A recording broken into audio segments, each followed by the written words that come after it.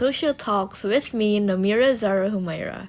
And in this episode, we are going to discuss about the socio-economic struggles of Muslim women in Melbourne.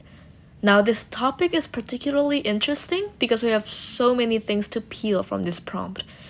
There are a lot of factors that contribute to the intersectionality in this issue, where the impacts felt from having this issue on a day-to-day basis for the Muslim women community in Melbourne is very influential. We will use Kimberly Crenshaw's theory of intersectionality as a magnifying glass to help us understand more into what's going on. Now let's start by discussing our sources specifically, which are the women I frequently interact with from the Islamic Center of Victoria Mosque and the Indonesian Muslim women community that are permanent residents here in Melbourne. I have recently been given the honor to sit down with them and actually discuss their socio-economic struggles as Muslim women in Melbourne. And we ended up focusing on the issue of community safety and how it leads to external and internal issues these women has to deal with. Now, Kimberly Crenshaw suggested that rather than having a one-dimensional approach, multiple dimensions which intersect and interweave provide a better understanding of the experiences of people, basically, particularly in relation to exploring inequalities.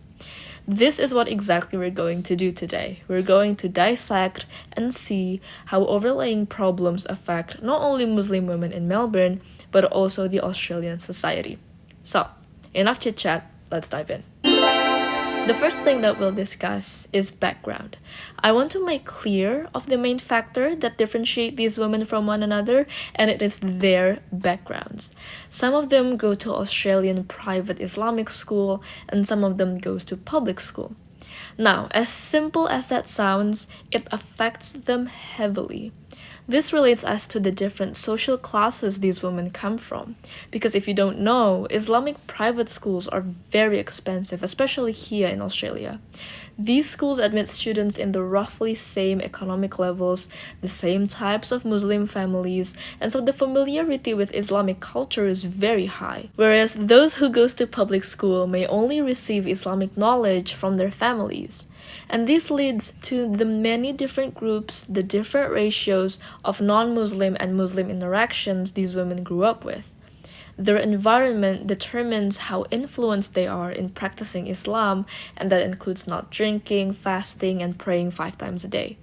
Now this woman, her name is Fatima. She is basically born and bred here in Australia. She prayed in a chapel for 6 years because her public school cannot afford a prayer room, as obviously it is not the public school's priority. And then there's this other woman, her name is Mutia.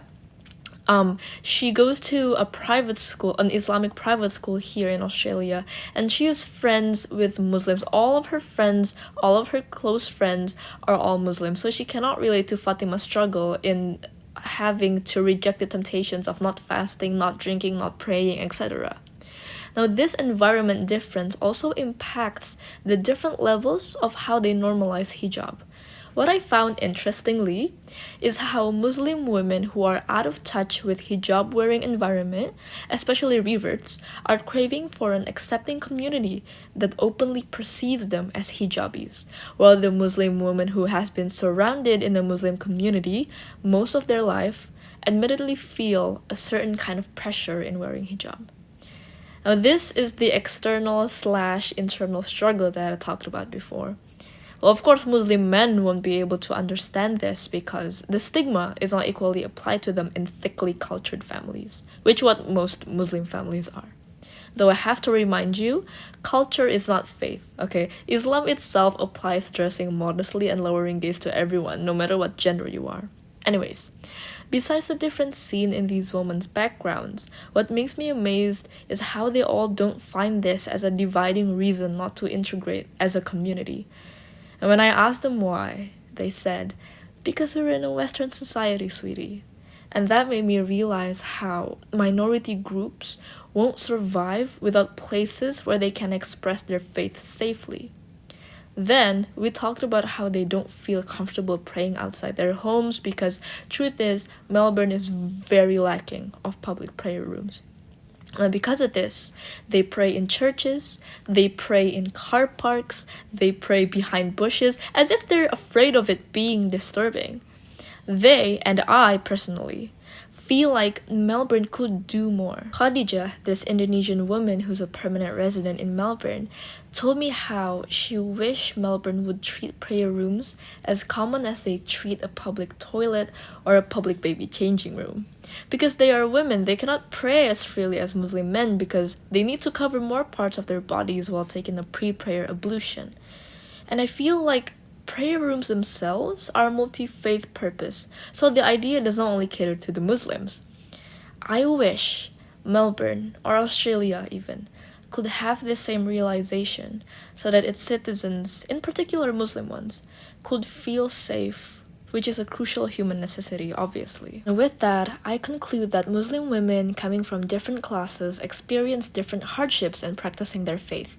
Muslim women who goes to Australian Islamic private schools may feel more familiarity in their religion and its practices, which is a great comfort, but the pressure of practicing it correctly and perfectly is higher due to cultural factors.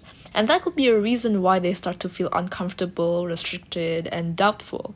Whereas those who are surrounded in public schools with different people from different classes and religions seek more of what the religion offers, making them feel like they are outsiders even when there are no such things.